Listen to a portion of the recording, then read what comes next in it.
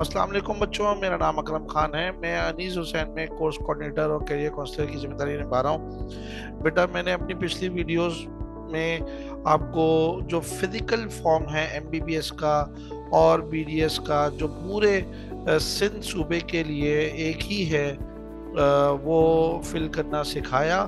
और फिर मैंने आपको अपनी नेक्स्ट वीडियो में डॉक्यूमेंट्स जो रिक्वायर्ड थे उनके बारे में बताया और फाइल किस तरह से बनानी है उसके बारे में बताया।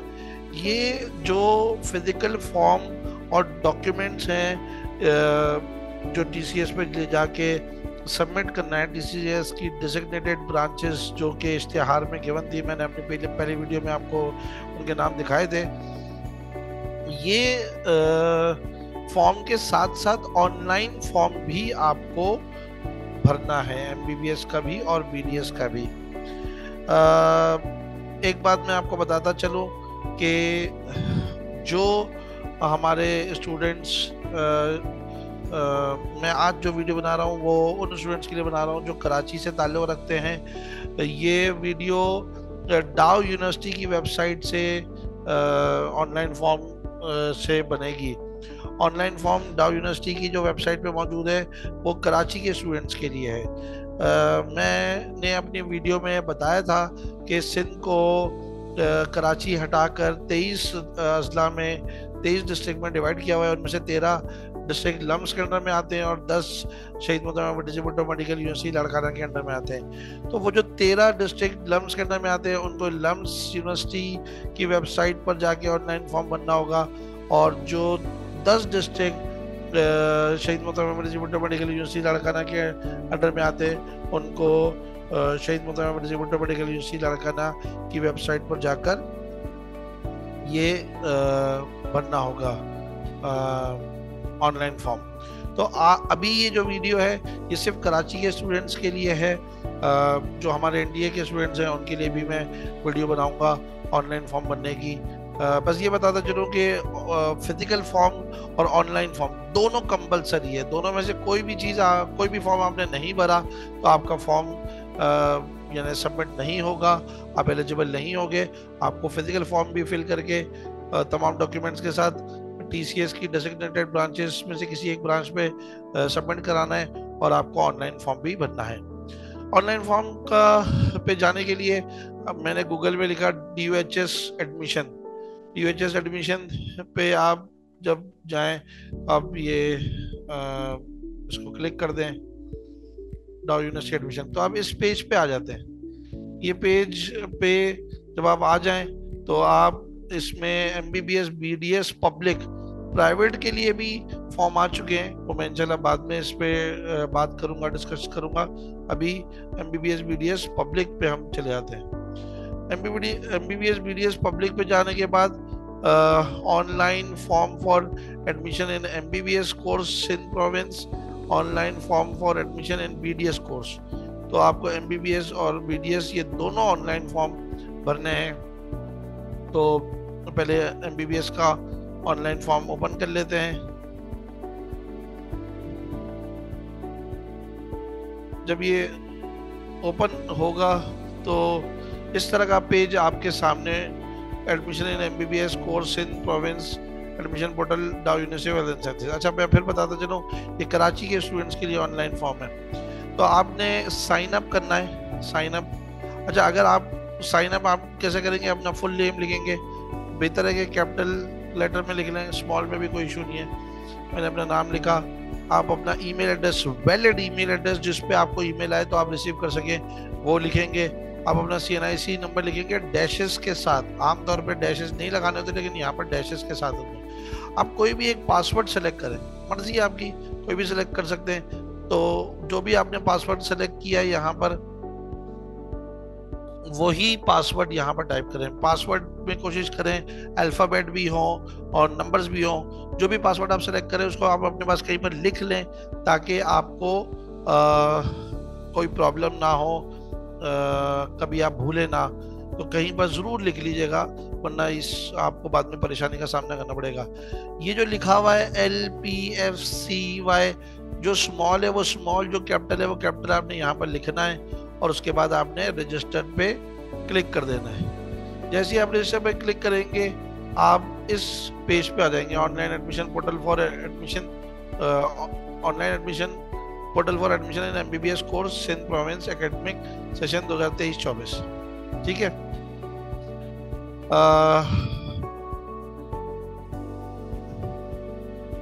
अच्छा, इसके बाद आपने अप्लाई फॉर एडमिशन पे क्लिक करना है। जैसे आप अप्लाई फॉर एडमिशन पे क्लिक करेंगे आप इस पेज पर आ जाएंगे। ठीक है। Online admission portal for admission in MBBS course Sindh province academic session 2023-24। इसमें सबसे पहले अगर आप लियारी टाउन के हैं, बिन कासिम टाउन के, माड़ी टाउन, गडाफ टाउन, जैसे मैंने अपनी वीडियो में बताया था कि जिन बच्चों के रिहाइश इन इलाकों में से किसी एक इलाके में उनकी चूँकि लियारी टाउन में कुछ सीट्स हैं, तो वो जो भी इलाका है जिसमें वो रहते हैं उसको सेलेक्ट करेंगे। देखिए, आपके सीएनआईसी का परमानेंट एड्रेस इसमें से किसी इलाके का है, डोमिसाइल पीआरसी इसमें से किसी इलाके का है, तो ही आप इनमें से जो भी इलाका का है तो आप उस इलाके के कहलाएंगे। यानी कि आपके सीएनआईसी का परमानेंट एड्रेस लियारी टाउन का है, डोमिसाइल पीआरसी पे लियारी टाउन मेंशन है, तो आप लियारी टाउन को यहाँ पर जो है ना भाई क्लिक कर सकते हैं। इसी तरह बिन कासिम टाउन है आपका इलाका, तो जो है ना भाई आप बिन कासिम टाउन को यहाँ पर क्लिक कर सकते हैं कि माड़ी टाउन का सीएनआईसी का परमानेंट एड्रेस डोमिसाइल पीआरसी है तो कर सकते हैं। नहीं, आप इन पांचों में से चारों में से किसी भी इलाके के रिहाइश पजीर नहीं है तो आप रेस्ट ऑफ ऑल कराची को क्लिक करेंगे। मैं बता चुका हूँ, मैं कराची के स्टूडेंट्स के लिए ऑनलाइन फॉर्म भरना सिखा रहा हूँ, यह इंडिया के स्टूडेंट्स के लिए नहीं है। यहाँ पर अपने अपने नाम लिखा, फादर का नेम लिखा, सीएनआईसी पहले से मौजूद होगा बेटा। यहाँ पर फादर का सीएनआईसी यहाँ पर चाहिए बेटा, फादर का सीएनआईसी यहाँ पर आएगा, यहाँ पर आपका अपना सीएनआईसी आएगा डैशेस के साथ जो पहले से होगा। जो आपके सीएनआईसी का इशू डेट है वो आप यहाँ पर लिखेंगे। अच्छा, एक बात मैं आपको बताता चलूँ कि अगर आपका सीएनआईसी नहीं है, आप 18 ईयर्स के बेशक हो चुके हैं लेकिन सीएनआईसी नहीं है, तो आप अपना स्मार्ट कार्ड या बेफॉर्म यूज़ कर सकते हैं। अगर आपने स्मार्ट कार्ड यूज़ किया तो स्मार्ट कार्ड की डेट ऑफ इशू यहाँ पे लिखेंगे और फिजिकली जो आपने फॉर्म सबमिट किया उसमें स्मार्ट कार्ड की ही कॉपी सबमिट कराएंगे। अगर आप बेफॉर्म यूज़ कर रहे हैं तो यहाँ पर आप अपना बेफॉर्म का, अच्छा ये नंबर सब में स्मार्ट कार्ड में, बेफॉर्म में, सीएनआईसी में सेम होता है, लेकिन तारीख इजरा जो बेफॉर्म की है वो यहाँ पर लिखेंगे। अच्छा, आपके बाद मजीद कोई बहन भाई भी मौजूद हैं और उनकी वजह से जो ना भाई बेफॉर्म बार बार बनता रहा है, तो जो आखिरी बेफॉर्म है उसकी तारीख इजरा यहाँ पर मेंशन की जाएगी। जेंडर आपने सेलेक्ट कर लिया, आपने अपना करेक्ट ईमेल एड्रेस यहाँ पर लिखा, उसके बाद आपने अपनी डेट ऑफ बर्थ यहाँ पर जो ना भाई मेंशन की। आप जो ना भाई इसका सहारा ले सकते हैं। ये देखें, ये ईयर के लिए आपने ईयर सेलेक्ट किया यहाँ से आगे पीछे करके, और इस तरह से ये आगे पीछे करके आपने ईयर सेलेक्ट किया, यहाँ से आगे पीछे करके आपने अपना मंथ सेलेक्ट किया, और फिर उसके बाद जो है ना आपने अपनी डेट सेलेक्ट कर ली। तो ये जो है ना भाई आपके पास आपकी डेट ऑफ बर्थ आ गई। आपने अपनी नेशनलिटी बताई, आपने अपना रिलीजन बताया, आपका डिस्ट्रिक्ट ऑफ पीआरसी। देखिए, कराची ईस्ट है, वेस्ट है, साउथ है, सेंट्रल है, ये सब लिखने की जरूरत नहीं है। आप लिखना चाहें आप ब्रैकेट में जो है ना भाई लिख दीजिए। मकसद ये कि आप सिर्फ और सिर्फ ऐसा जो टाउन जो कि कराची के अलावा, यानी कि जैसा मज़ाफाती इलाका है, गडाफ टाउन, बिन कासिम टाउन,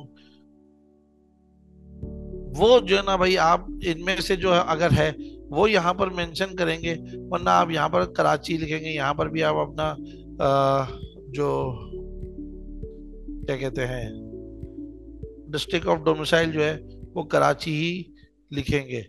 इसी तरह से फादर का पीआरसी भी और फादर का डोमिसाइल भी आप ये इस तरह से ईस्ट लिख दें, ठीक है। नहीं लिखे तो भी कोई इशू नहीं है। सेंटर लिख दें आगे ब्रैकेट में तो भी ठीक है, नहीं लिखे तो भी कोई मसला नहीं है। मुख्तलिफ देखिए ये बहुत सारे मैसेजेस ये आते हैं, कॉल आती हैं कि भाई मेरे CNIC में पता कुछ और है, डोमिसाइल में कुछ और है, PRC में कुछ और है, वाले साहब केस में कुछ और है। देखिए पतों से कोई फर्क नहीं पड़ता, पते कहीं के भी हो, असल चीज़ है शहर आपका सेम होना चाहिए। आपका आपके वाले साहब का शहर कराची है तो आप कराची के चारों गवर्नमेंट मेडिकल कॉलेजेस के लिए एलिजिबल हो। यहाँ पर आपने अपना मोबाइल नंबर लिखा, यहाँ पर आपने अपने लैंडलाइन नंबर लिखा। अगर आपके पास लैंडलाइन नंबर नहीं है तो आप घर का कोई एक मोबाइल नंबर भी लिख सकते हैं, ठीक है।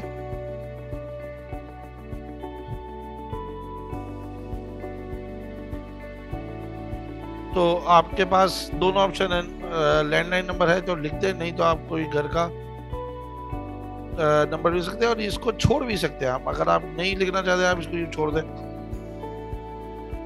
अच्छा, फिर डिसेबल हैं तो यस करें, नहीं है तो नो कर दें। प्रेजेंट एड्रेस मौजूदा पते को कहते हैं। मौजूदा पते का मतलब क्या है, अभी आप जहां रह रहे हैं ये प्रेजेंट एड्रेस है। इस पते का आपके डोमिसाइल पे होना या आपके CNIC पे होने की जरूरत नहीं है। अगर जो ना भाई आपने जहां पर भी आप रह रहे हैं बस वो आप पता लिखेंगे। यहाँ पर आपने अपना सीट नंबर लिखा, यहाँ पर MD कैट का स्कोर लिखा इस साल का, यहाँ पर आप शहर बस लिख दें। टेस्ट सेंटर कौन सा था, कराची। आप हैदराबाद में आपने दिया, आप हैदराबाद लिख दें, जामशोरो जो था। आपने लाड़काना में दिया, आप लाड़काना, बस सिटी लिख दें, पते लिखने की जरूरत नहीं है। फिर पर्टिकुलर ऑफ फादर, अपने फादर का नेम लिखें, उनका ऑक्यूपेशन लिखें कि वो क्या ऑक्यूपेशन है। मिसाल के तौर पे कुछ लोगों के वाले डॉक्टर होते तो वो लिख देंगे डॉक्टर, कुछ के इंजीनियर होते हैं वो लिख देंगे इंजीनियर, किसी के टीचर होते तो टीचर लिख देंगे।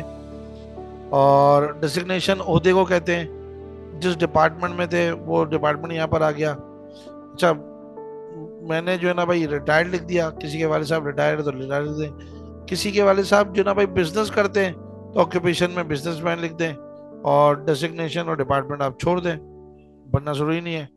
यहाँ पर उनका मोबाइल नंबर लिखा, यहाँ पर उनका ऑफिस का नंबर लिखा, यहाँ पर उनका ईमेल एड्रेस लिखा फादर का। कॉन्टेक्ट इन इमरजेंसी, किसी का भी आप नाम लिख सकते हैं, अपने भाई का, अपने अब्बू का, किसी अंकल का। मैंने अपने एक अंकल का नंबर लिख दिया यहाँ पर, और उनका मोबाइल नंबर, और उनका जो है ना भाई लैंडलाइन नंबर था, है तो लिखे, नहीं है तो छोड़ दें। उनका एड्रेस, अगर आप वाले साहब का दे रहे तो जाहिर सी बात है आप ही के घर का एड्रेस यहाँ पर आएगा, ठीक है। उसके बाद आपका एकेडमिक रिकॉर्ड। देखिए, अगर आपने मैट्रिक किया तो आपने SSC को क्लिक करना है। यहाँ पर आपने अपना सीट नंबर लिखा, ये जो भी मार्क्स आपके थे आउट ऑफ, अगर 850 है तो यहाँ 850 लिखे। कुछ बोर्ड्स के मार्क्स 1100 में से तो 1100 लिखेंगे, 900 में से कुछ के तो 900 लिखेंगे, 1050 में से तो 1050 लिखेंगे। जितने मार्क्स आपको मिले वो यहाँ पर लिखेंगे। बोर्ड आपका जो भी था, कराची बोर्ड था तो कराची बोर्ड, फेडरल बोर्ड था तो फेडरल बोर्ड, आखान बोर्ड था तो आखान बोर्ड लिखेंगे। और ईयर ऑफ पासिंग जो ना भाई, जो जिस साल आपने अपने मैट्रिक का या ओ लेवल्स का लास्ट पेपर दिया है वो यहाँ पर लिखेंगे। अगर आप ओ लेवल्स से ताल्लुक रखते हैं या IB सिस्टम से ताल्लुक रखते हैं तो आप ओ लेवल्स को सिलेक्ट करेंगे। यहाँ पर आप नेम ऑफ बोर्ड में कैम्ब्रिज लिखेंगे, ठीक है। इक्वलेंसी के मुताबिक, इक्वलेंसी पहले 900 में से बनती थी, 900 यहाँ लिखेंगे, अब 1100 में से बन रही है, तो जो भी आपकी इक्वलेंसी में लिखा हुआ है आउट ऑफ मार्क्स वो यहाँ लिखेंगे, और जितने हासिल किया आपने को आप यहाँ लिखेंगे, ठीक है। फिर इंटर आपने किया हुआ है तो इंटरमीडिएट को क्लिक करेंगे, और साल पासिंग का जो लास्ट पेपर आपने दिया, जैसा आपका पिछले साल का इंटर था लेकिन इस साल आपने इम्प्रूवमेंट दी तो 2023 लिखेंगे।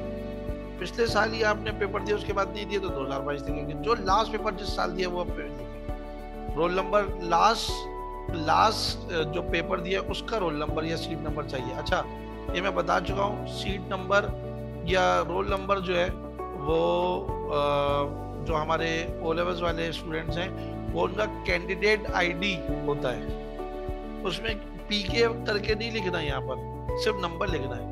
अब नंबर का इशू ये होता है कि उनके सिर्फ 4 नंबर हैं, जैसे मिसाल के तौर पे 1 2 3 4। अब ये एक्सेप्ट नहीं होता, कब इसमें जो ना कम से कम 5 चाहिए होता है या 6 चाहिए, तो आप 2 0 लगा दो शुरू में, ठीक है। ओ लेवल्स वाले स्टूडेंट से मैं कह रहा हूँ। ए लेवल्स का भी सीट नंबर रोल नंबर है सेकंड ईयर का, या लास्ट जो भी आपने पेपर अटेम्प्ट किया उसका सीट नंबर या रोल नंबर। ए लेवल्स के स्टूडेंट हो तो जो ना जो कैंडिडेट आईडी है लास्ट जो ना भाई आपके ईयर की, वो आपने यहाँ लिखनी है, कैम्ब्रिज लिखना है यहाँ पर। और जो भी आपके पासिंग मतलब टोटल मार्क्स 1100 होते हैं सबके, ए लेवल्स के भी, आखान बोर्ड, फेडरल बोर्ड, किसी के भी देख ले तो 1100 ही होते, उसमें जितने मार्क्स आपको मिले वो यहाँ पर आपने लिख दिए, ठीक है। उसके बाद यहाँ पर आप अपने मार्क्स एंटर कर लें, थ्योरी के मार्क्स, जैसे मिसाल के तौर पे आज से मैं लिख रहा हूँ,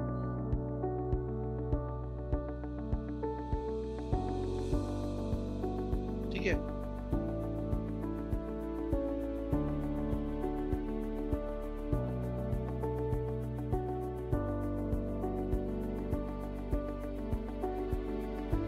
अच्छा, अब हमारे पास फेडरल बोर्ड वाले फर्स्ट ईयर में प्रैक्टिकल नहीं करते, तो वो उसको छोड़ भी सकते हैं तीनों को, और सिर्फ यहाँ पर जो है ना मैं एंटर कर लें 30 30 30, और ये भी कर सकते हैं कि वो यहाँ पर 0 0 डाल दें, 0 0 0, और नहीं लिखने पर भी कोई एतराज नहीं है, तो 0 0 डालने पर भी कोई एतराज नहीं है। और हमारे जो इंटर वाले हैं उनके आउट ऑफ 15 होते हैं 15 14 13 13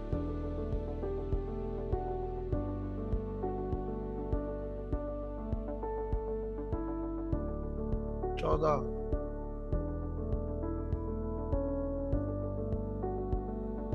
ये जो है ना भाई टोटल आपने एंटर कर लिया, ठीक है।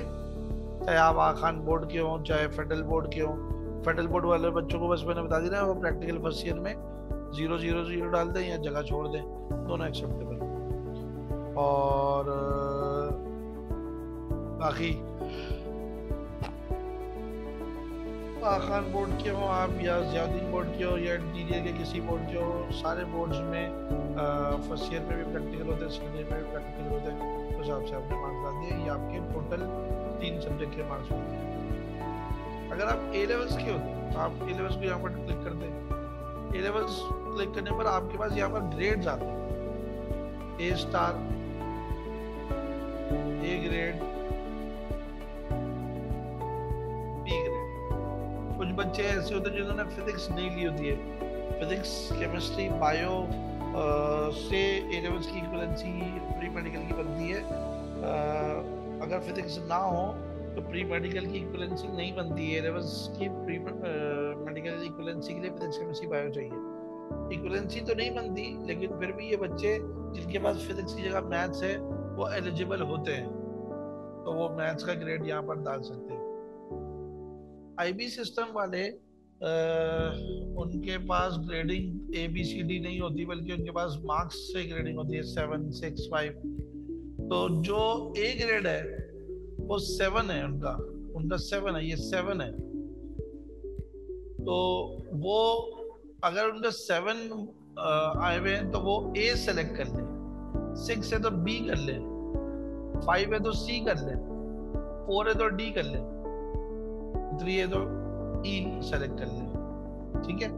वो भी ए लेवल्स के तौर पे जो है ना भाई अपना ये फॉर्म भर ले, क्योंकि आईबी के लिए कोई यहाँ पर ऑप्शन नहीं है, ठीक हो गई बात। उसके बाद ये देखिए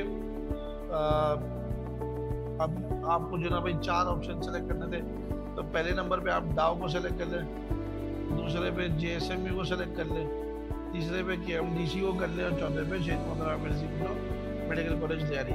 कुछ बच्चे लियारी को फौकियत देते केएमडीसी पर।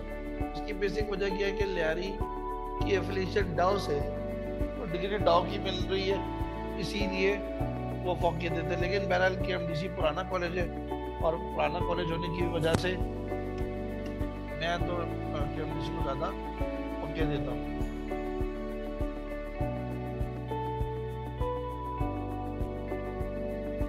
देखिए इन्होंने लिखा है कंसीडर एज पर मेरिट कम चॉइस बेसिस। चॉइस मेरिट पहले देखा जाएगा, उसके बाद चॉइस के जरिए आपको एडमिशन दिया जाएगा। By clicking the submit button you are confirm that you have filled the online application form carefully and the information provided by you on the above form is to complete it। ये पूरा तरीक़ाकार था form भरने का हमारा।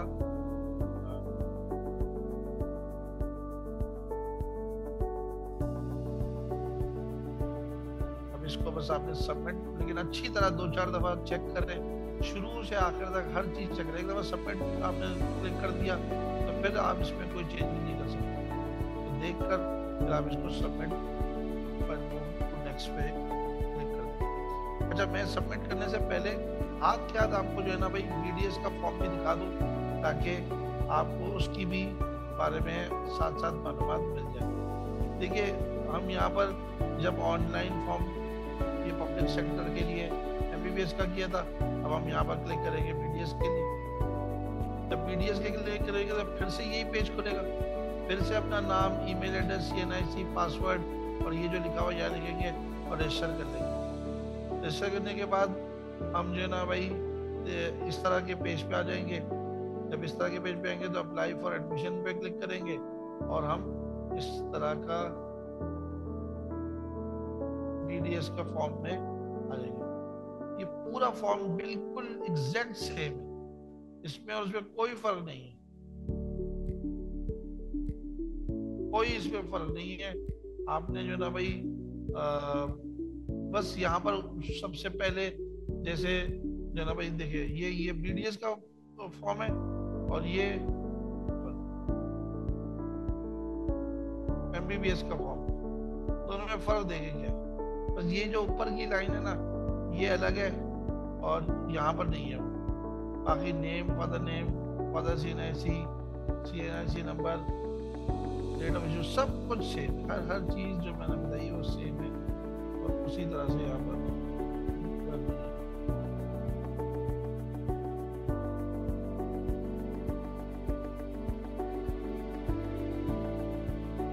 सारी चीजें बिल्कुल same.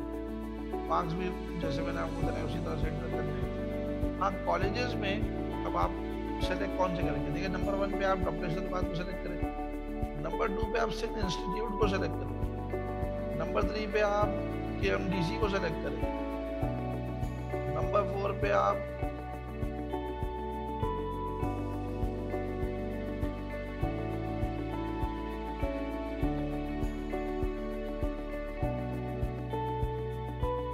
BDC select करें, लास्ट में डाउट डोनेशन। ये 5 कॉलेजेस की चॉइसेस है, ये आपने यानी बीडीएस के लिए भरना। तो आपका ये पूरा भर जाए तो फिर आप जैसे मैंने एमबीबीएस के लिए बताया था, अब आप इसको सबमिट एंड मूव नेक्स्ट कर दें।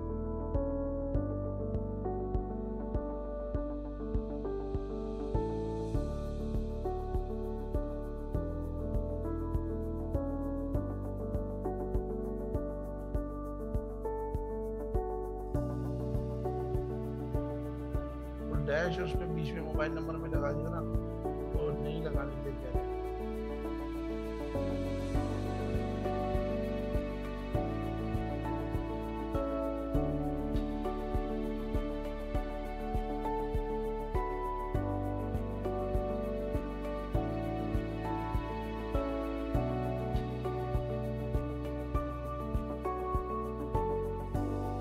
आपने जो एमबीबीएस और बीडीएस का जब आप फॉर्म फिल कर लोगे तो submit to the next step जब आएगा, यहाँ पे आपने अपनी एनआईसी की फ्रंट और बैक साइड की पिक्चर अपलोड करनी है। याद रहे कि आपको पिक्चर जो है वो जेपीईजी फॉर्मेट में हो या पीडीएफ फॉर्मेट में हो, और उसकी जो फाइल साइज़ की लिमिट है वो 2 MB से कम होनी चाहिए। तो आप यहाँ पे सेलेक्ट अ वैलिड पिक्चर पे आप क्लिक करोगे। यहाँ पे सबसे पहले आप अपनी फ्रंट की पिक्चर अपलोड कर दोगे, ये अपलोड हो गई। इसके बाद दोबारा आप क्लिक करोगे, अपनी बैक साइड एनआईसी की पिक्चर अपलोड करोगे, ये आपकी बैक साइड की पिक्चर अपलोड हो गई। और उसके बाद जब आप अपनी फ़ोटो पे आओगे तो यहाँ पे आपने अपनी फ़ोटो अपलोड कर देनी है, ये आपकी फ़ोटो अपलोड हो गई। याद रहे कि आपको अगेन मैं बात रिपीट कर दूं कि फाइल साइज 2 MB से कम होना चाहिए। अगर ज़्यादा होगा तो आपकी ना पिक्चर अपलोड होगी ना आपका एनआईसी अपलोड होगा। अब फाइल साइज की पिक्चर कम करने के लिए आपने कौन सा सॉफ्टवेयर इस्तेमाल करना है, या ऑनलाइन आप चाहो तो अपनी फाइल साइज को मिनिमाइज कर सकते हो। resizepixel.com के नाम से एक साइट है, यहाँ पे आप जाके अपनी पिक्चर अपलोड करोगे तो आपको MBs में आपकी पिक्चर कन्वर्ट करके दे देगा। जब आप ये स्टेप कर लो, आप अपनी दोनों चीज़ें जब अपलोड कर चुको तो submit and proceed to the next step आप करोगे। आपके पास इस तरह का पेज आ जाएगा कि your application has been submitted for the BDS programme. यही सेम प्रोसीजर आपने BDS के लिए भी करना है और यही सेम प्रोसीजर आपने MBBS के लिए भी फॉलो करना है। जज़ाकल्लाह।